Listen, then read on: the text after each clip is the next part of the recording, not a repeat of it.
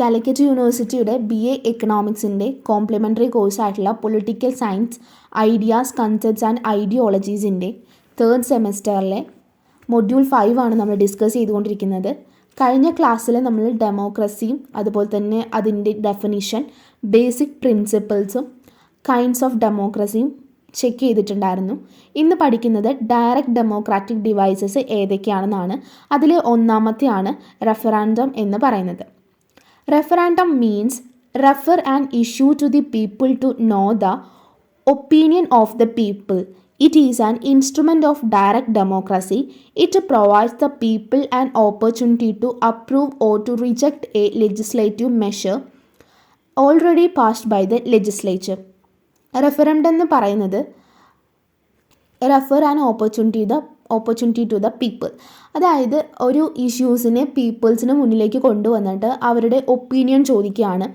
അതുപോലെ തന്നെ പീപ്പിൾസിനൊരു ഓപ്പർച്യൂണിറ്റി കൊടുക്കുകയാണ് to approve or reject legislative measure, അതായത് ലെജിസ്ലേച്ചർ ഓൾറെഡി പാസ് ചെയ്തിരിക്കുന്ന എന്തെങ്കിലും ഒരു ലെജിസ്ലേറ്റീവിനെ അപ്രൂവ് ചെയ്യാനും റിജക്റ്റ് ചെയ്യാനുള്ള ഒരു അധികാരം കൂടി, ഒരു ഓപ്പർച്യൂണിറ്റി കൂടി റെഫറൻഡത്തിൽ കൊടുക്കുന്നുണ്ട്.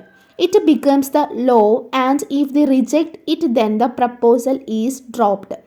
ഇനി ഈ സമയത്ത് സിറ്റിസൺസ് അത് റിജക്റ്റ് ചെയ്യുകയാണെന്നുണ്ടെങ്കിൽ ആ പ്രപ്പോസൽ തന്നെ ഡ്രോപ്പ് ചെയ്തു പോകും.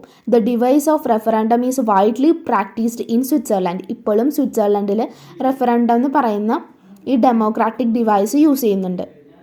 There are two kinds of referendum. ഒന്നാമത്തേത് ഓപ്ഷണൽ റെഫറാൻഡം, രണ്ടാമത്തേത് compulsory റെഫറാൻഡം. In optional referendum, the legislative proposal is submitted through referendum only on the basis of demands of the people. It is used for ordinary laws. Optional referendum എന്ന് പറയുന്നത് അത് ഓപ്ഷനാണ്. Legislative proposal submit ചെയ്യുന്നു, referendum only on the basis of demand, ആ പീപ്പിൾസിൻ്റെ demand അനുസരിച്ച് മാത്രമാണ് അത് റെഫറാൻഡം ചെയ്യുന്നത്. അതായത് ഓപ്ഷണലാണത്, കാരണം അത് ഓർഡിനറി ലോസിന് വേണ്ടിയിട്ടാണ് ഈ ഓപ്ഷണൽ റെഫറാൻഡം എടുക്കുന്നത്. പക്ഷേ കമ്പൽസറി റെഫറാൻഡം എന്തെന്ന് വെച്ച് കഴിഞ്ഞാൽ compulsory referendum is used for constitutional amendment, adoption of international treaties and agreements etcetera. Compulsory referendum എന്ന് പറയണത് അത് കോൺസ്റ്റിറ്റ്യൂഷണൽ അമെൻമെൻറ്റ്സും അതുപോലെ തന്നെ അഡോപ്ഷൻ ഓഫ് ഇൻ്റർനാഷണൽ ട്രീറ്റീസ് അതുപോലെ തന്നെ എഗ്രിമെൻറ്റ്സ് ഒക്കെ കൊണ്ടുവരാൻ വേണ്ടിയിട്ട് റെഫറാൻഡം കൊടുക്കുന്നതാണ്. അപ്പോൾ അത് മസ്റ്റായിട്ടും ചെയ്യേണ്ട ഒരു കാര്യമാണ്. അതുകൊണ്ടാണ് അതിന് കമ്പൽസറി റെഫറാൻഡം എന്ന് പറയുന്നത്. അടുത്ത ഡയറക്റ്റ് ഡെമോക്രാറ്റിക് ഡിവൈസ് എന്ന് പറയുന്നത് ഇനീഷ്യേറ്റീവ് ആണ്. Initiative is A direct democratic device which ensures the direct participation of the people in the law making process. It indicates the right of the people to initiate a legislation. Law making പ്രോസസ്സിന് അകത്ത് പീപ്പിൾസിനുള്ള ഒരു direct പാർട്ടിസിപ്പേഷനെയാണ് ഇനീഷ്യേറ്റീവിൽ പറയുന്നത്. It indicates right of the people to initiate ലെജിസ്ലേഷനിൽ അങ്ങനെ പീപ്പിൾസിന്, കോമൺ പീപ്പിൾസിന് ഇനീഷ്യേറ്റീവ് എടുക്കാൻ വേണ്ടി കഴിയുന്നു. അതിന് 3 പ്രൊസീജിയേഴ്സ് ഉണ്ട്. It's 3 procedures are the following. ഒന്നാമത്തെ, a prescribed number of voters through a petition suggest to the legislature to initiate certain law or to initiate certain constitutional amendments needed to them. രണ്ടാമത്തെ, voters themselves may draft a bill and obtain popular votes for its adoption. Voters അവർക്ക് വേണ്ട ഒരു bill draft ചെയ്തെടുക്കുന്നു, അതിനുശേഷം അത് popular വോട്ട്സിലേക്ക് കൊണ്ടുവരുന്നു. ആ popular votes കിട്ടിക്കഴിഞ്ഞ് കഴിഞ്ഞാൽ അതൊരു ലോ ആയിട്ട് മാറുന്നു. അപ്പോൾ അത് കോൺസ്റ്റിറ്റ്യൂഷൻ അഡോപ്റ്റ് ചെയ്യേണ്ടി വരുന്നു. അപ്പോൾ ഇതാണ് രണ്ടാമത്തെ കാര്യമെന്ന് പറയുന്നത്.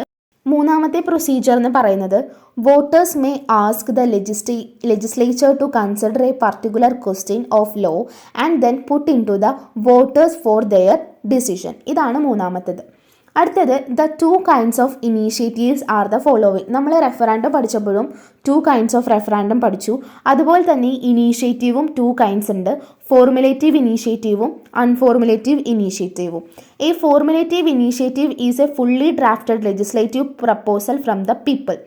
ഫോർമുലേറ്റീവ് ഇനീഷ്യേറ്റീവ് എന്ന് വെച്ച് കഴിഞ്ഞാൽ അത് ഓരോ ബിൽസും അല്ലെങ്കിൽ ലെജിസ്ലേച്ചറും എല്ലാം തന്നെ fully drafted by the proposal of the people ആണ്.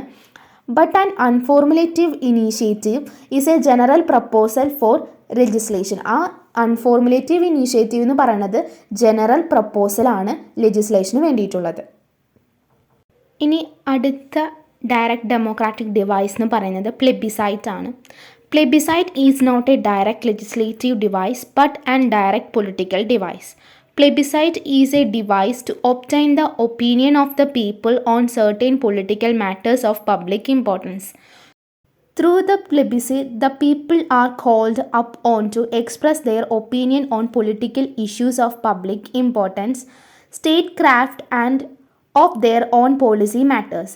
Plebiscite is used to solve problems of international frontiers, internal boundaries in a federal state, etc.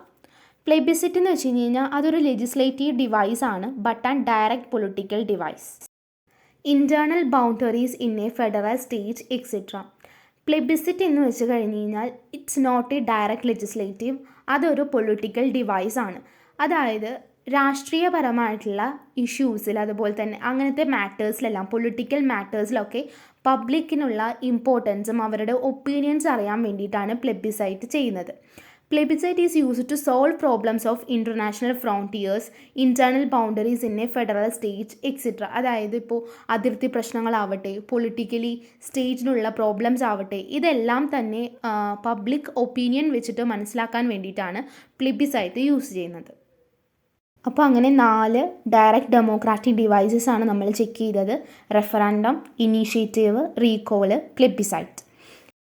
Merits of direct democracy ആണ് അടുത്ത ടോപ്പിക്ക്. ഡയറക്റ്റ് ഡെമോക്രസിയുടെ ഗുണങ്ങൾ എന്തൊക്കെയാണെന്നാണ് ചെക്ക് ചെയ്യാൻ പോകുന്നത്. It offers direct participation of the citizens in the affair of the government. ഒരു സ്റ്റേറ്റിലുള്ള സിറ്റിസൺസിന് അവിടുത്തെ ഗവൺമെൻറ്റിലുള്ള direct participation direct democracy കൊടുക്കുന്നുണ്ട്. The people are directly involved in the formation of the government, in making law or similar key roles in the run of the administration. അതായത് അവിടുത്തെ ഗവൺമെൻറ്റിലെ ലോവും അതുപോലെ തന്നെ administration related ആയിട്ടുള്ള കാര്യങ്ങളിലെല്ലാം involve ആവാൻ വേണ്ടിയിട്ട് common പീപ്പിൾസിന് help ചെയ്യുന്നു. Keeping an intermediate body between the people and the government. ഇത് 3 ഡയറക്റ്റ് ഡെമോക്രസിയുടെ മെറിറ്റ്സ് എന്ന് പറയുന്നത്. Next, demerits of direct democracy. It is outdated and outmoded and not at all suitable for the modern state, which is very vast and so cannot be bought under the umbrella of direct democracy. Direct ഡെമോക്രസിയുടെ ദോഷങ്ങൾ എന്താണെന്ന് വെച്ച് കഴിഞ്ഞാൽ ചെറിയ സ്റ്റേറ്റ്സിൽ മാത്രമാണ് ഈ direct ഡെമോക്രസിയൊക്കെ possible ആവുകയുള്ളൂ. വലിയ പോപ്പുലേഷനും വലിയ ടെറിട്ടറീസും ഒക്കെയുള്ള കൺട്രീസിലൊന്നും തന്നെ നമുക്ക് ഡയറക്റ്റ് ഡെമോക്രസി പോസിബിൾ ആവുന്നില്ല. Secondly, if the entire population is to run the government from making law to its implementation, we are to assume that all people are equally intelligent and equally capable for all such work. But our experience is that all peoples are not equal in caliber. It is a common knowledge that the fools, idiots, beggars, the illiterate mass have no capacity to understand the art and science of the government. ഇതിൽ രണ്ടാമത്തെ problem എന്താണെന്ന് വെച്ച് കഴിഞ്ഞാൽ, demerit എന്ന് വെച്ച് കഴിഞ്ഞാൽ, direct ഡെമോക്രസിയിൽ people's എല്ലാവരും തന്നെ ഗവൺമെൻറ്റിൻ്റെ ആർട്ടും സയൻസും ഒന്നും അറിയുന്ന ആൾക്കാരായിരിക്കില്ല. Most of peoples are illiterate ആയിരിക്കും. അപ്പോൾ അവർക്ക് ഡയറക്റ്റ് ഡെമോക്രസിയിൽ നല്ല രീതിയിൽ ഇൻവോൾവ് ചെയ്യാൻ വേണ്ടി കഴിയില്ല. A secondary body like this is also necessary to check the passion and impulse of the common people. It is seen that the mass people go by passion, not by reason. Their representatives, who will be more reasoned and seasoned, should be given to task of running the country. ഇതെല്ലാമാണ് demerits of direct democracy എന്ന് പറയുന്നത്. Next, indirect democracy or representative democracy. ഡെമോക്രസീനെ തന്നെ രണ്ടായിട്ട് classify ചെയ്തിട്ടുണ്ടായിരുന്നു, direct ഡെമോക്രസിയും indirect ഡെമോക്രസിയും. അതിൽ direct ഡെമോക്രസിയും അതിൻ്റെ direct democracy ഡിവൈസസും മെറിറ്റ്സും ഡീമെറിറ്റ്സും എല്ലാം നമ്മൾ ചെക്ക് ചെയ്തു.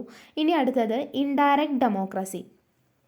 Representative democracy, which is generally prevalent in modern times, naturally grew up out of the conditions of the modern nation states.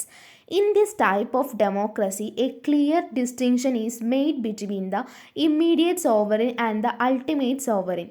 The legislature, which consists the elected representatives of the people, formulates and expresses the will of the state. Hence, the legislature is the immediate sovereign authority. The people elect their representatives periodically and review their activities during their full term. Representative democracy thus combines efficient administration with the popular sovereignty. In representative democracy, political parties play a decisive role. Regular elections are held to determine who these representatives will be. Indirect democracy എന്ന് പറയുന്നത് പരോക്ഷ ജനാധിപത്യം എന്നാണ് പറയുന്നത്. അവരവരുടെ റെപ്രസെൻറ്റേറ്റീവ്സിനെ തിരഞ്ഞെടുക്കുകയാണ് അവർ ചെയ്യുന്നത്. അതായത് അവർ voting സിസ്റ്റത്തിലൂടെ അവരെ നയിക്കണമെന്ന് വിചാരിക്കുന്നു, അവരുടെ നേതാവ് ആരണമെന്ന് വിചാരിക്കുന്നു, അവരെ അവർ തിരഞ്ഞെടുക്കുന്നു. ഇതിനെ ഒരു റെപ്രസെൻറ്റേറ്റീവ്സിനെ പീരിയോഡിക്കലി ആയിട്ടാണ് തിരഞ്ഞെടുക്കുന്നത്. ആ ഒരു പർട്ടിക്കുലർ പീരീഡിൽ അവരുടെ ആക്ടിവിറ്റീസ് എല്ലാം അവർ ചെക്ക് ചെയ്യുന്നു. അപ്പോൾ അവർ വിചാരിക്കുന്ന പോലെയാണോ അവരുടെ നേതാക്കന്മാർ പ്രവർത്തിക്കുന്നത്, അവർക്ക് വേണ്ടി എന്നല്ല അവർ ചെക്ക് ചെയ്യുന്നു. എന്നിട്ട് അവർക്ക് എന്തെങ്കിലും അൺസാറ്റിസ്ഫാക്ടറി അല്ലെങ്കിൽ the people can withdraw their trust in them. അതായത് ഇതൊരു ട്രസ്റ്റിന്മേലുള്ളതാണ്. അതായത് അങ്ങോട്ടും ഇങ്ങോട്ടുമുള്ള വിശ്വാസമാണ്. ജനങ്ങൾ തിരഞ്ഞെടുക്കുന്ന റെപ്രസെൻറ്റേറ്റീവ്സിൻ്റെ മേലിലും റെപ്രസെൻറ്റേറ്റീവിനെ തന്നെ തിരഞ്ഞെടുത്ത ജനങ്ങളുടെ മേലിലും ഒരു ട്രസ്റ്റ് ഉണ്ട്. ആ ട്രസ്റ്റിനനുസരിച്ചിട്ടാണ് ഇൻഡയറക്റ്റ് ഡെമോക്രസി ഫോം ചെയ്തു വരുന്നിരിക്കുന്നത്. ഇനി ഡെമോക്രസിയിൽ പൊളിറ്റിക്കൽ പാർട്ടീസ്, അതായത് റെപ്രസെൻറ്റേറ്റീവ് ഡെമോക്രസിയിൽ പൊളിറ്റിക്കൽ പാർട്ടീസാണ് മെയിനായിട്ടൊരു റോള് ഉള്ളത്. പിന്നെ regular elections are held to determine who these representatives will be. അപ്പോൾ റെഗുലർ ആയിട്ടുള്ള ഇലക്ഷൻസൊക്കെ ഇൻഡയറക്റ്റ് ഡെമോക്രസിയിൽ നടക്കുന്നുണ്ട്. അപ്പോൾ ഇതാണ് ഇൻഡയറക്റ്റ് ഡെമോക്രസി എന്ന് പറയുന്നത്. അടുത്തത് അഡ്വാൻറ്റേജസ് ഓഫ് റെപ്രസെൻറ്റേറ്റീവ് ഡെമോക്രസി എന്താണെന്ന് നോക്കാം. It controls the actions of elected officials. Next one, a representative democracy keeps governing simple. It does not remove the voice of the people. There is a regard for local, cultural and ethnic issues in government. It allows the people to control the progress of the government. Everyone benefits. It is a form of government that operates efficiently. A representative democracy ensures direct representation. ഇതെല്ലാമാണ് advantages of representative democracy എന്ന് പറയുന്നത്. ഒരു democracy അല്ലെങ്കിൽ ഒരു ഗവൺമെൻറ്റിൻ്റെ സിമ്പിളായിട്ടുള്ള അതുപോലെ തന്നെ എഫിഷ്യൻ്റ് ആയിട്ടുള്ള വർക്കിങ്ങിന് റെപ്രസെൻറ്റേറ്റീവ് ഡെമോക്രസിയാണ് നല്ലത്.